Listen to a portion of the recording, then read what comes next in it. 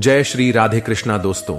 श्रीमद् भगवद गीता यह पवित्र ग्रंथ सदियों से लोगों की जीवन का सही मतलब, उद्देश्य और कर्म का ज्ञान देकर अपने जीवन में उन्हें सही राह दिखाने में सफल रहा है। आपको जिंदगी में जो कुछ भी चाहिए या आपकी जो भी समस्या है, आप श्रीमद् भगवद गीता की यह 30 बातें ठीक से सुन और समझ लीजिए। आपकी हर इच्छा पूरी होगी, हर मुश्किल आसान होगी और आपका हर दुख दूर होगा। मित्रों, इस अद्भुत वाणी को सुनने से पहले अपने विचार और भक्ति को व्यक्त करते हुए नीचे कमेंट में जय श्री राधे कृष्ण जरूर लिखें। आपकी यह भक्ति हमारी इस यात्रा को और भी अद्भुत बनाएगी। साथ ही यदि आप हमारे चैनल विज्जू इंस्पायर्ड पर नए हैं तो अभी सब्सक्राइब करें और घंटी के बटन को दबाएं ताकि आप हमारी हर नई भक्ति यात्रा का हिस्सा बन सकें।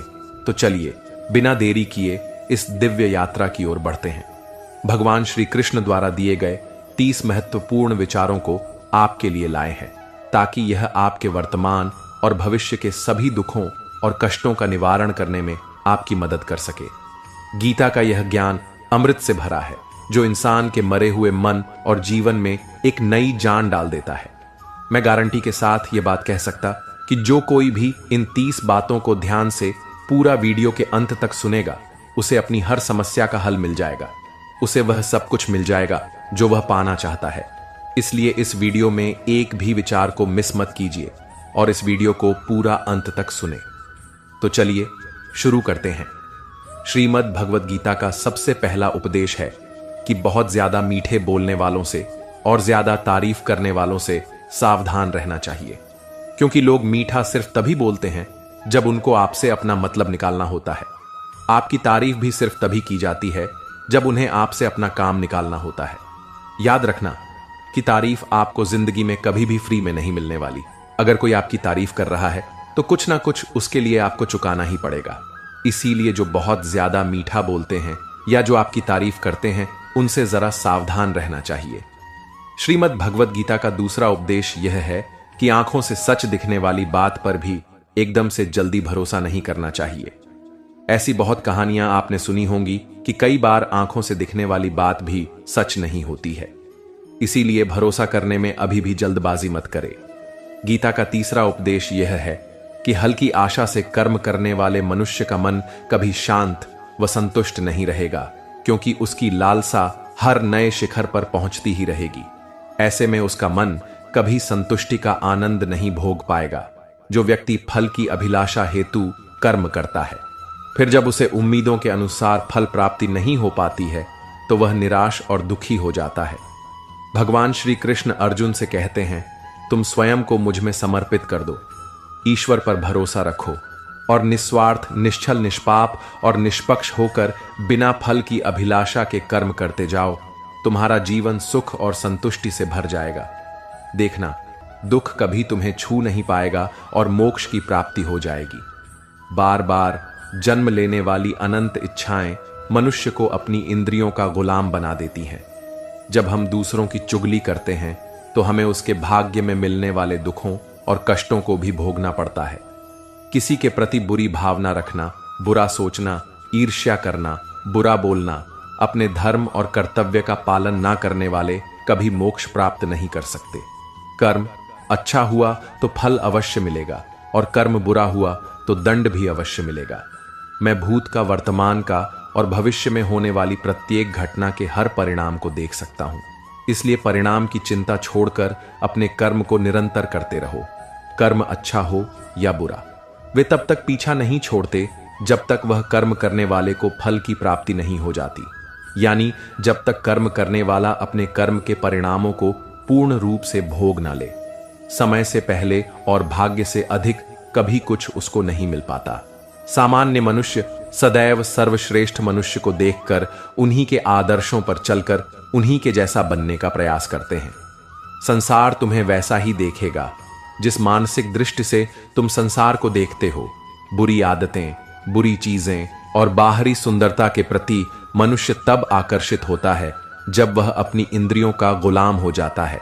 जिस प्रकार जलते हुए छोटे से दिए की रोशनी से प्रचंड अंधकार भी समाप्त हो जाता है, उसी प्रकार जब आप मन में मौजूद अज्ञानता से भरे अंधकार रूपी कमरे में सकारात्मक सोच का तेल डालकर ज्ञान का प्रकाश उजागर करेंगे तो अज्ञानता रूपी समक्ष अंधकार स्वतः ही समाप्त हो जाएगा। श्रीमद् भगवद गीता का चौथा उपदेश यह है कि लोगों में अपना सहारा ढूंढना छोड़ दो। सबसे बड़ी आपके मन की यही कमजोरी होती है कि आप दूसरों में सहारा ढूंढते हैं, और यही चीज आपको कमजोर बनाती है। यही चीज आपका खुद पर विश्वास खत्म कर देती है।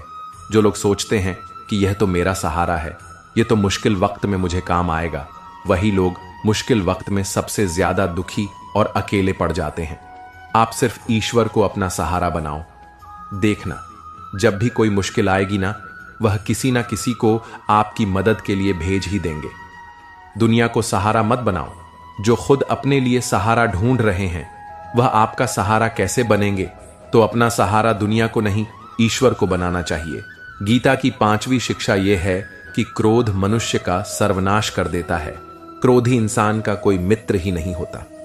हर इंसान उससे दूर भागता है। उसके सारे रिश्ते समाप्त हो जाते हैं।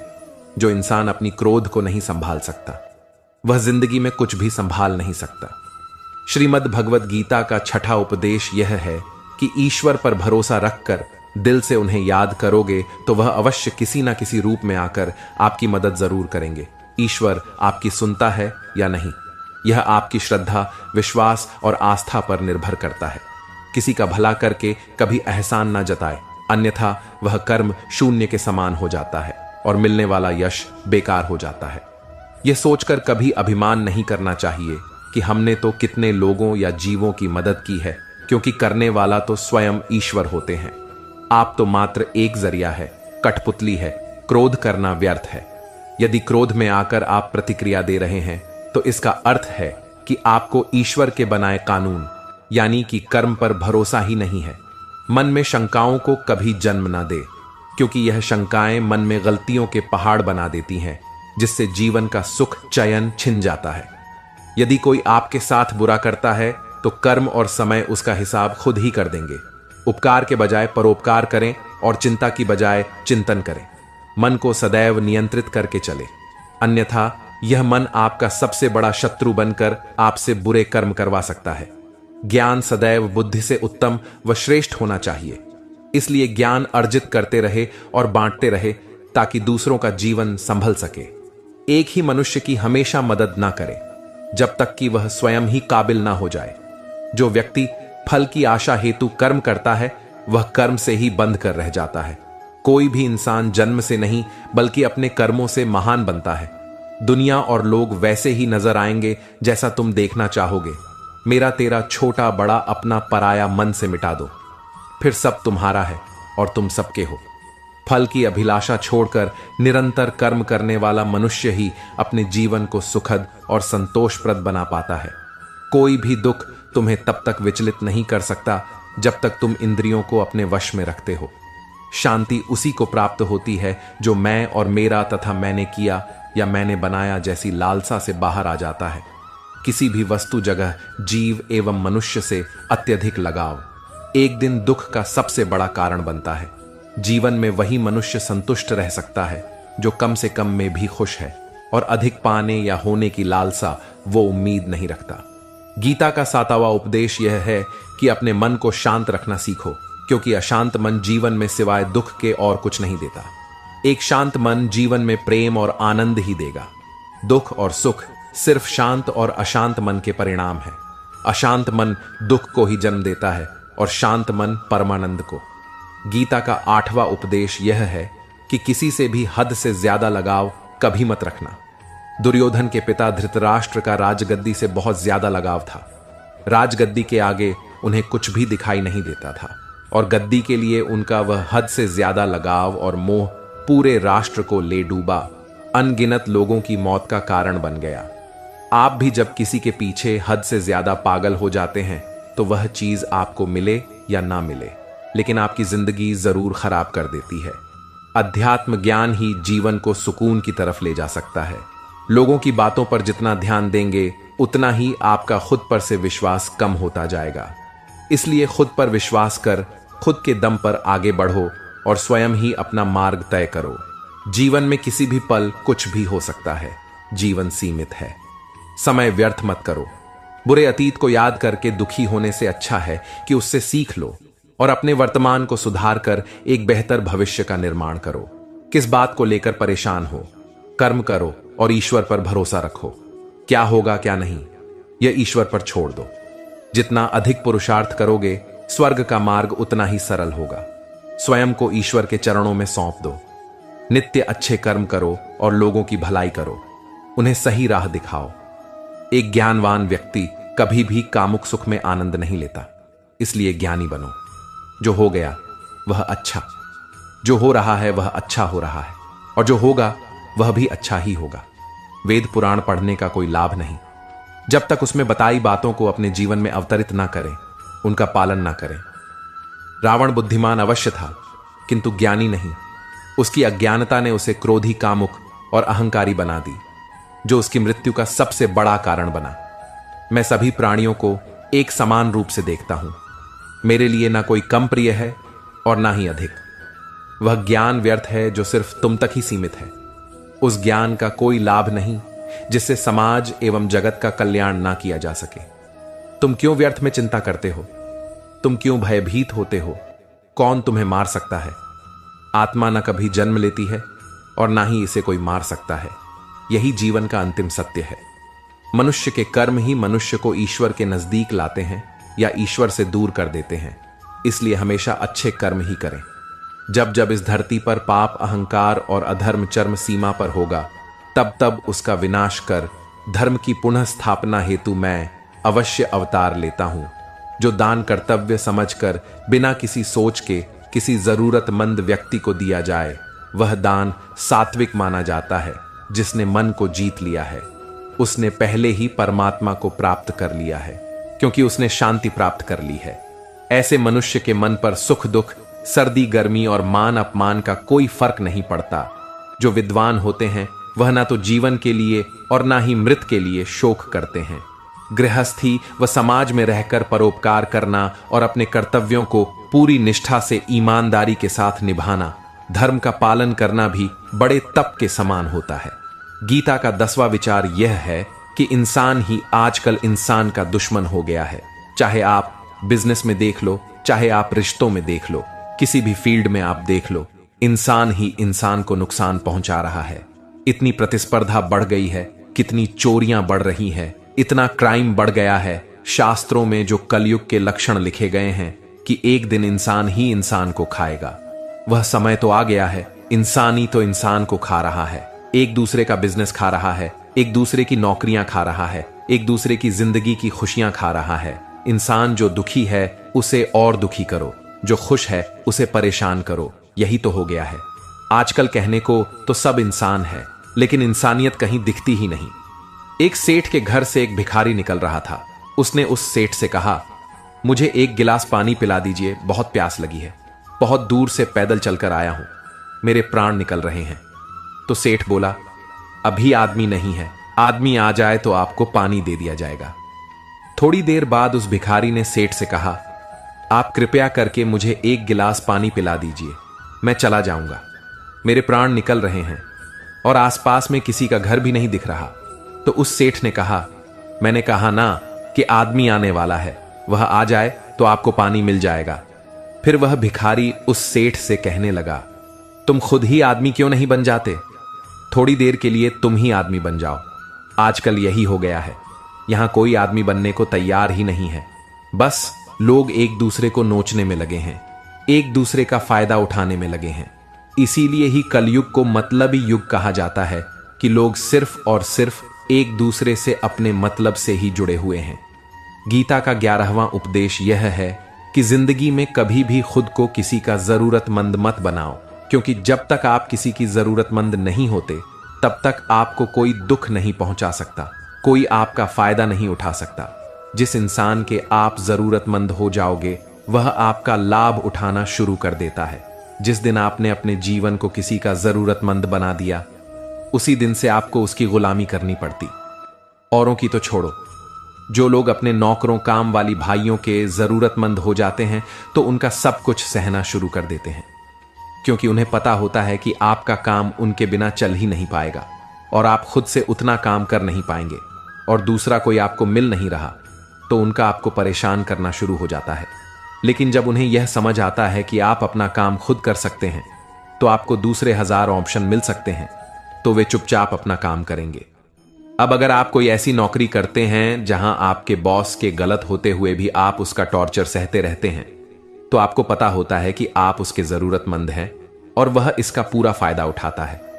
और तो और, जिस घर परिवार में आप रहते हैं, अगर वहां भी आप किसी के जरूरतमंद है, तो वह आपको पूरा चूस लेता है, क्योंकि वहां आप 24 घंटे रहते हैं, कहीं और जा ही नहीं सकते। आपके सर पर चढ़ के नाचेगा वह इंसान और आपको पूरी तरह से अपने कंट्रोल में रखेगा। लोगों को बहुत मजा आता है अपने से कमजोर इंसान को अपने कंट्रोल में रखने में। आप चाहे हजारों के लिए अच्छा करो, चाहे हर वह काम करो जिससे उन्हें खुशी मिले, पर ऐसे लोग आपकी गर्दन को दबा कर रखते हैं। आप में अगर कुछ प्रतिभा है तो आपके पंख ही काट दिए जाएंगे। हर वह कोशिश की जाएगी आपके साथ जिससे आप जिंदगी में कभी आगे ही ना बढ़ पाओ। आप किसी का जरूरतमंद होना मर जाने से भी बदतर होता है। जरूरतमंद आपको गुलाम बनाकर रख देती है।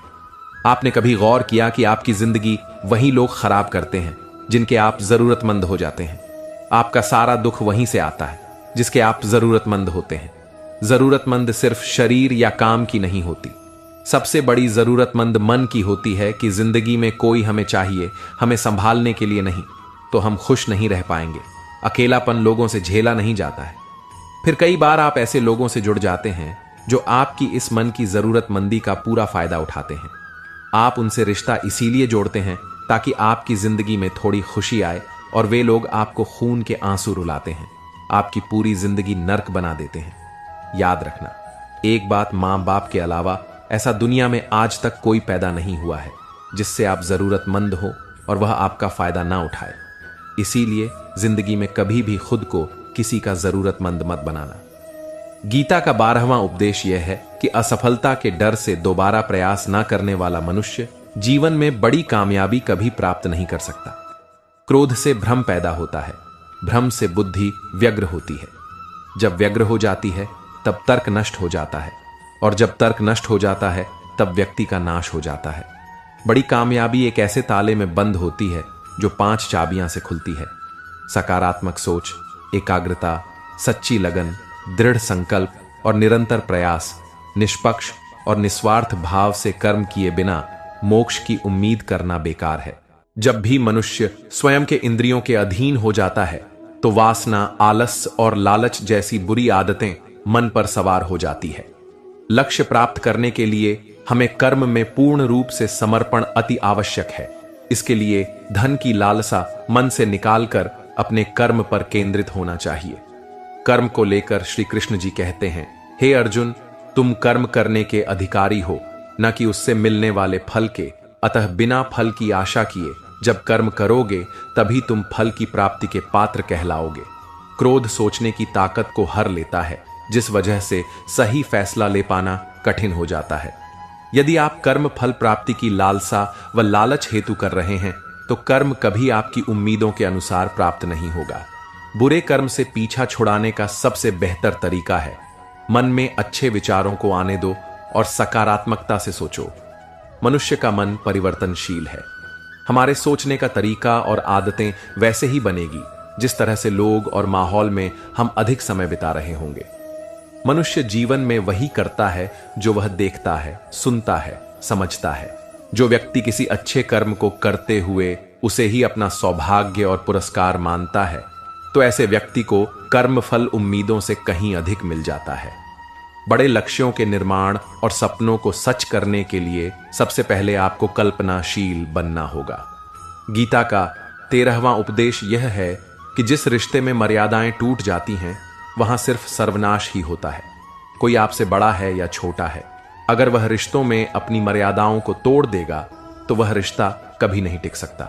रिश्ता सिर्फ तभी चलता है जब दो लोग एक दूसरे की इज्जत करते हैं, कदर करते हैं और कभी अपनी लिमिट क्रॉस नहीं करते। जिस रिश्ते में कोई लिमिट नहीं है, एक दूसरे की इज्जत नहीं है, वह रिश्ता आज नहीं तो कल खत्म ही हो जाता है। गीता का 14वां उपदेश यह है कि तुम्हारा अधिकार केवल कर्म करने में है, उसके फलों में कभी नहीं। इसका मतलब है कि हम केवल अपने कर्तव्यों और कर्मों पर नियंत्रण रखते हैं। जैसे कि एक किसान बीज बो सकता है, जमीन जोत सकता है, परंतु फसल कैसी होगी यह कई कारकों पर निर्भर करता है। जब हम किसी काम को सिर्फ उसके परिणाम के लिए करते हैं तो हमारा मन बेचैन, लालची या डरपोक बनता है। पर जब हम निस्वार्थ भाव से कर्म करते हैं तो शांति और आत्मसंतोष मिलता है। सफलता अपने आप आती है, फल की लालसा अक्सर हमें गलत तरीकों से कर्म करने के लिए प्रेरित करती है, जैसे धोखा देना, चालाकी करना, दूसरों को नुकसान पहुंचाना आदि। वहां सिर्फ सर्वनाश ही होता है। गीता का 15वां उपदेश यह है कि जो आपके मुंह पर अपनापन दिखाए और आपकी पीठ पीछे आपको नुकसान पहुंचाए, ऐसे लोगों से दूर ही रहना चाहिए। चाणक्य ने कहा है कि ऐसे लोग उस घड़े की तरह होते हैं जिसके मुंह में तो अमृत लगा है, लेकिन जिसके भीतर जहर भरा हुआ होता है। आप जिसे अमृत समझकर पी जाते हैं, वास्तविकता में वह जहर ही होता है। तो ऐसे लोगों को जहर की तरह छोड़ देना चाहिए जो अपनेपन का दिखावा करें और पीछे से हमेशा आपको नुकसान पहुंचाए। गीता का 16वां उपदेश यह है कि अपनी खुशी और अपना दुख हर किसी के आगे जाहिर नहीं करना चाहिए, क्योंकि लोग आपकी खुशी पर नजर लगा देते हैं और आपके दुख में आपकी हंसी उड़ाने लगते हैं। आपकी खुशी से कोई खुश नहीं होता, लोगों को जलन होती है। हर आंसू आंख में लाया ना करो, हर जख्म सबको दिखाया ना करो। यहां लोग हाथ में नमक लिए फिरते हैं, इसलिए अपना हर दर्द सबको दिखाया ना करो। लोग तो बैठे ही हैं दुखी इंसान को और दुखी करने, और जो खुश है उसे तकलीफ पहुंचाने के लिए। अपनी मन की हालत अपने तक ही रखो, सिर्फ उसे बताओ जिससे उसे समझने की समझ हो। गीता का 17वां उपदेश यह है कि जीवन में कई बार नया शुरू करने के लिए पुराने को पूरी तरह से मिटाना पड़ता है। श्री कृष्ण से कुंती ने पूछा था कि हे कृष्ण, क्यों तुमने इतना बड़ा महायुद्ध करवा दिया? तो श्री कृष्ण ने बोला कि अधर्म बहुत बढ़ गया था और इस अधर्म का पूरी तरह से नाश करने के लिए, एक नए युग को लाने के लिए पुराने का सर्वनाश करना बहुत जरूरी होता है। जब कोई महल पूरी तरह से भंगार हो जाता है, बहुत पुराना हो जाता है, तो उसे पूरी तरह से तोड़कर फिर से नवनिर्माण होता है। ऐसे ही आपके जीवन में भी अगर आपको कुछ नया करना है तो पुराने को पूरी तरह से मिटाना होगा। गीता का 18वां उपदेश यह है कि जब भी जिंदगी में खुद को अकेला महसूस करो, तब इस सच्चाई को ठीक से समझ लेना कि आप दुनिया में अकेले ही आए थे और अकेले ही जाओगे। वास्तविकता में यहां कोई आपका अपना नहीं है। एक दिन तो जो मां बाप हमें जन्म देते हैं वे भी हमें अकेला छोड़कर चले जाते हैं, तो औरों से तो उम्मीद ही क्या करना। यदि कोई आपका साथ छोड़ दे तो याद रखना कि वह ईश्वर सदा आपके साथ है, वह कभी आपका साथ नहीं छोड़ता। गीता में श्री कृष्ण ने अर्जुन से कहा कि चाहे कोई मनुष्य मुझे माने या ना माने, लेकिन मैं इंसान का साथ कभी नहीं छोड़ता, क्योंकि यह सब मेरी ही संतानें हैं। इंसान को ईश्वर का ही अंश कहा गया है, इसलिए मनुष्य को ईश्वर की संतान कहा जाता है। इसीलिए आपको अकेलेपन से कभी दुखी नहीं होना चाहिए, कभी डरना नहीं चाहिए, बल्कि किसी गलत इंसान के साथ रहने से डरना चाहिए। एक कहावत है कि something is better than nothing, यानी कुछ होना कुछ ना होने से कुछ गुना बेहतर है। लेकिन एक और कहावत है कि nothing is better than nonsense in nonsense लोगों के साथ रहने से अच्छा है कि आप अकेले ही रहो। इसीलिए गीता का यह उपदेश हर इंसान के लिए बहुत जरूरी है जो खुद को अकेला समझकर दुखी हो जाते हैं।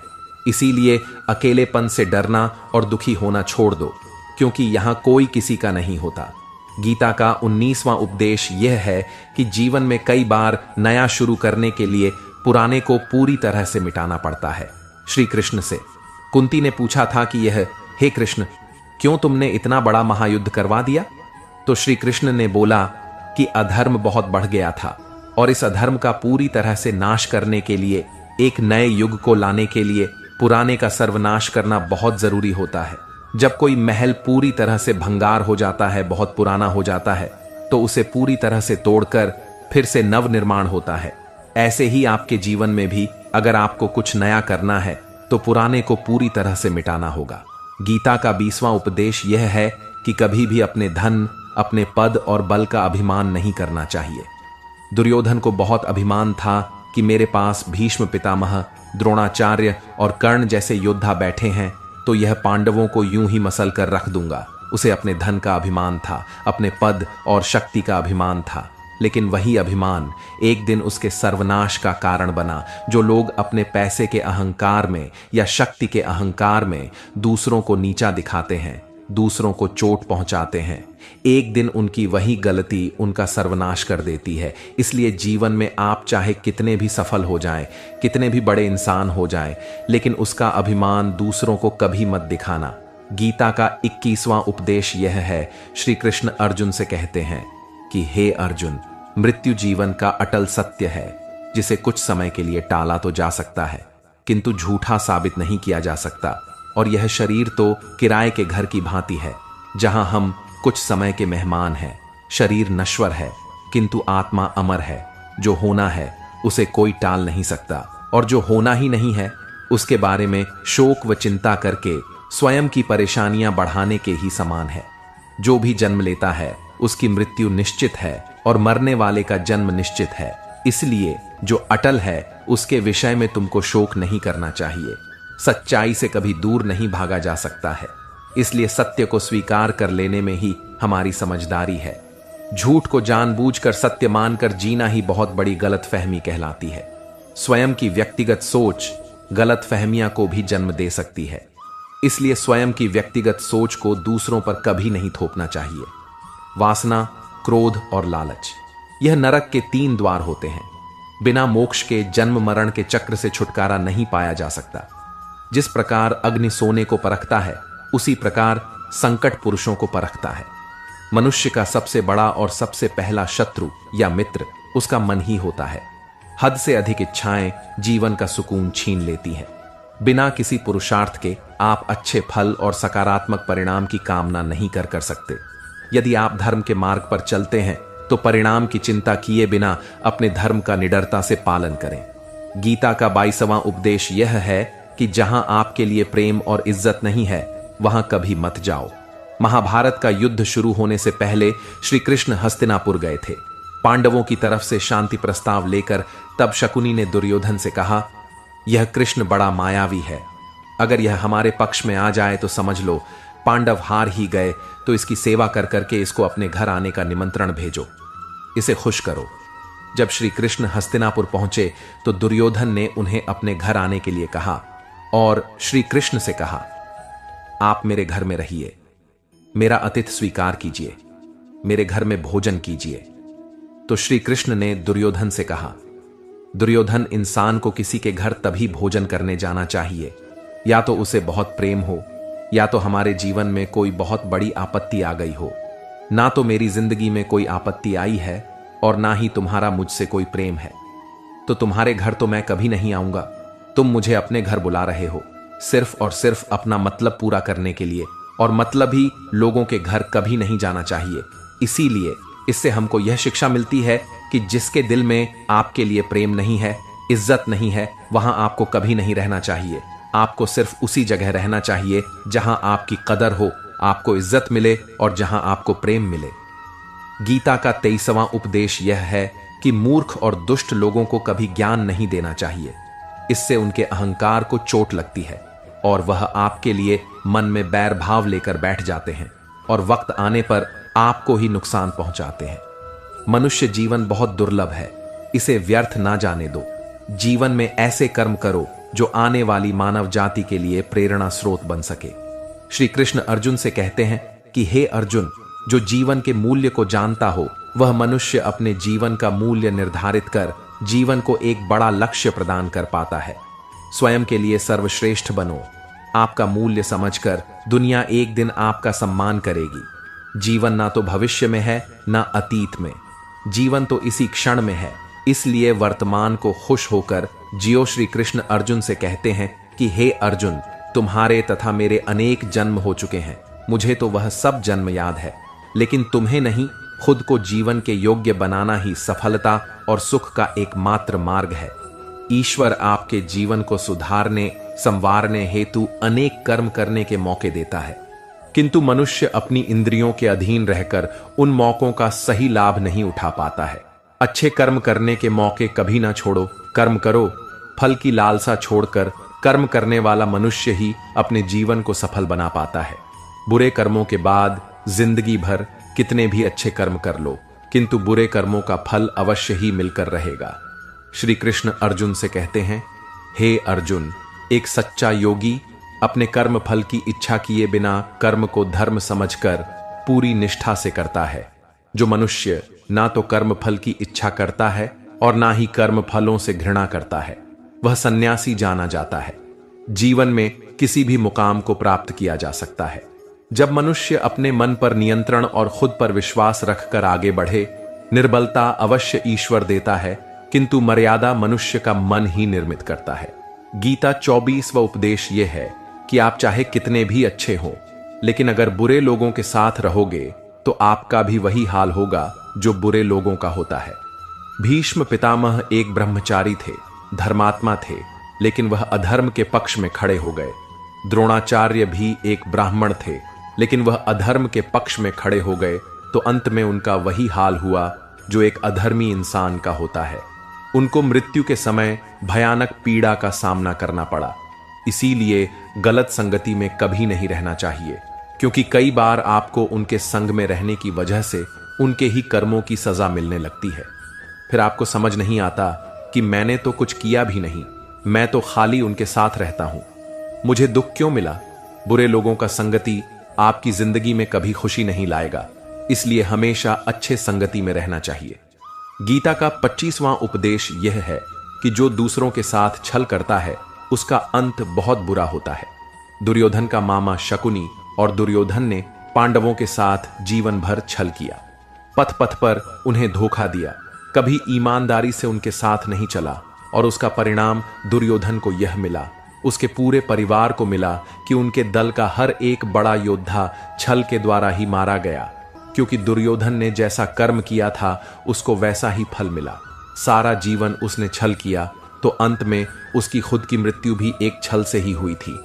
इसीलिए कोई अगर खुद को बहुत ज्यादा चालाक समझता है कि उसने दूसरे को धोखा दे दिया, दूसरे को बेवकूफ बना दिया, तो एक दिन कोई आएगा उसकी जिंदगी में भी तो उसको ही धोखा देगा, क्योंकि कर्मा सबके चेहरे याद रखता है। जो जैसा कर्म करता है उसको वैसा फल जरूर मिलता है। गीता का 26वां उपदेश यह है कि जीवन में जब भी कोई मुश्किल आए तो हिम्मत मत हारो, बस थोड़ा धीरज रखो। जो लोग मुश्किल वक्त में खुद को थोड़ा संभाल कर धीरज रखते हैं, वह हर मुश्किल को आसानी से पार कर जाते हैं। एक राजा अपने गुरुजी के पास गया और उसने गुरुजी से जाकर बोला कि राज्य में वैसे तो हर प्रकार की खुशहाली है, पर वक्त का कोई भरोसा नहीं है।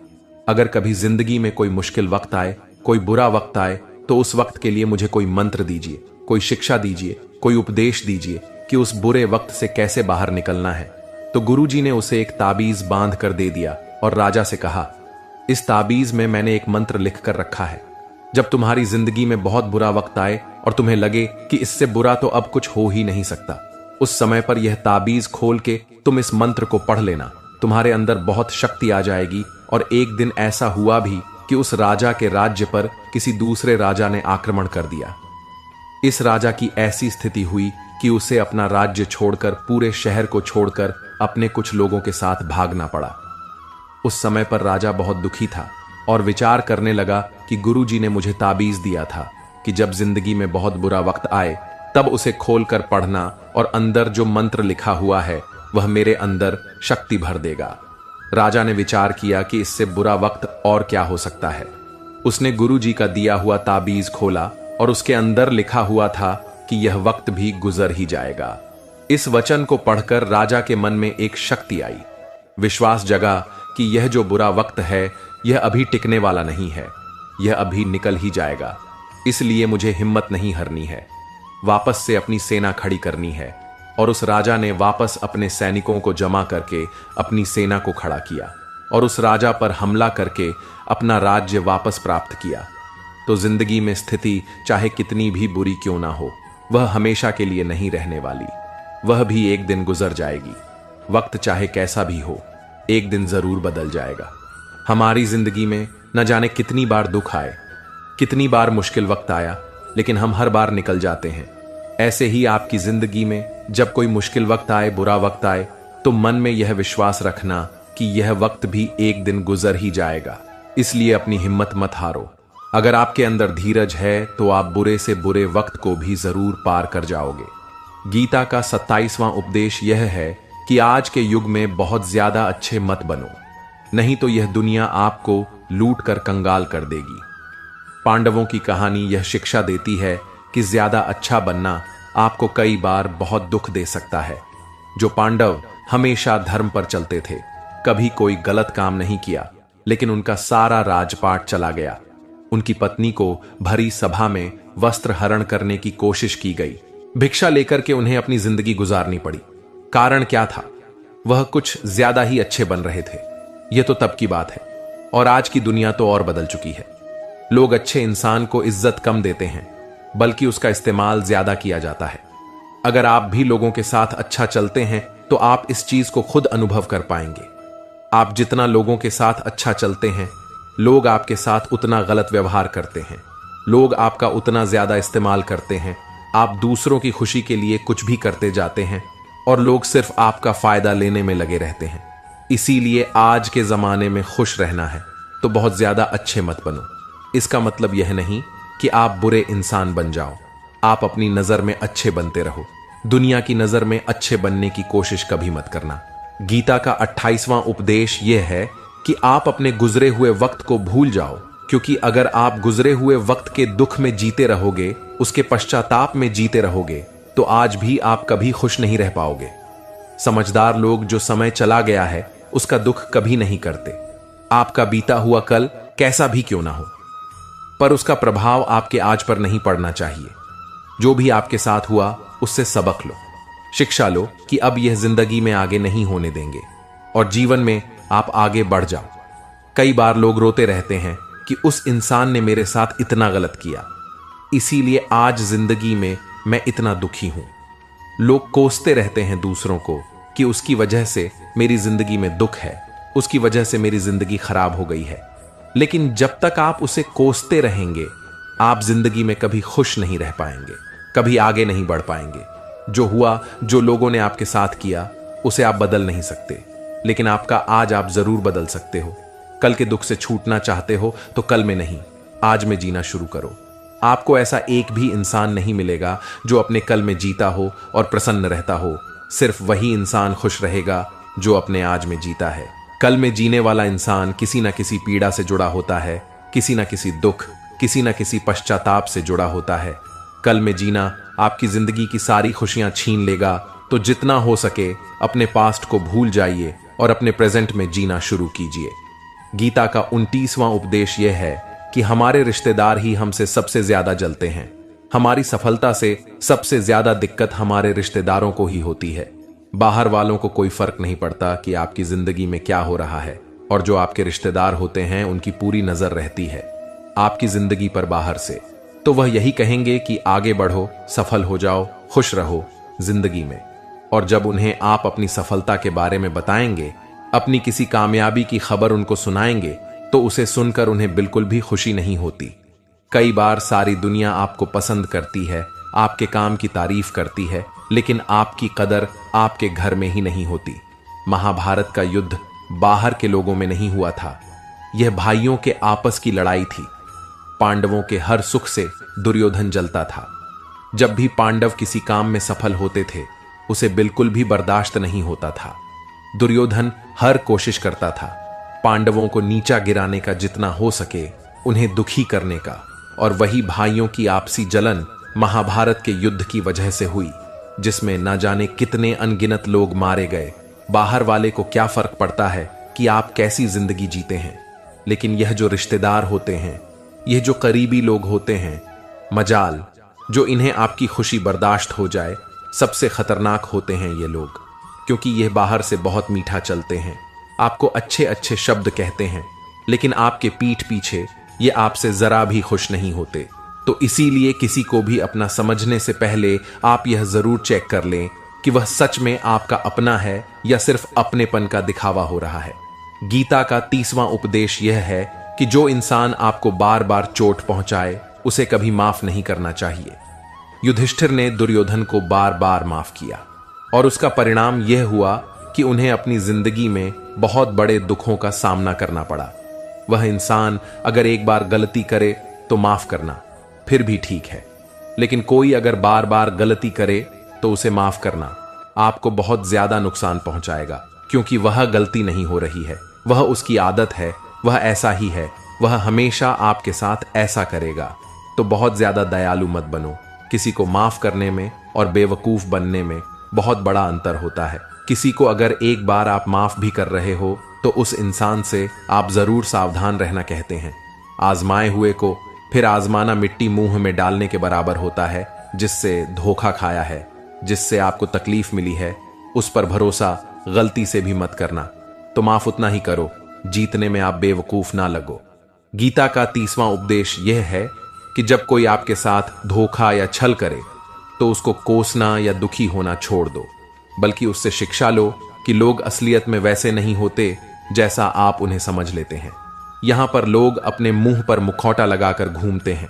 यहां हर इंसान खुद को अच्छा दिखाने की कोशिश करता है, अच्छा बनने की कोशिश कोई नहीं करता। आप किसी के साथ थोड़ा गलत व्यवहार करके तो देखो, उसका असली रंग सामने आ जाएगा। या फिर जब आपकी जिंदगी में कुछ मुश्किल वक्त आएगा तो भी आपको उसका असली रंग देखने को मिल जाएगा। इसीलिए किसी पर भी जल्दी भरोसा नहीं करना चाहिए। किसी से भी इतनी उम्मीद नहीं लगानी चाहिए कि बाद में हमारा दिल ही टूट जाए, क्योंकि दुनिया के लोग ना कभी किसी के हुए हैं और ना कभी किसी के होंगे। अपना दिल उस ईश्वर को समर्पित कर दो, फिर देखना आपका दिल कोई नहीं दुखा पाएगा।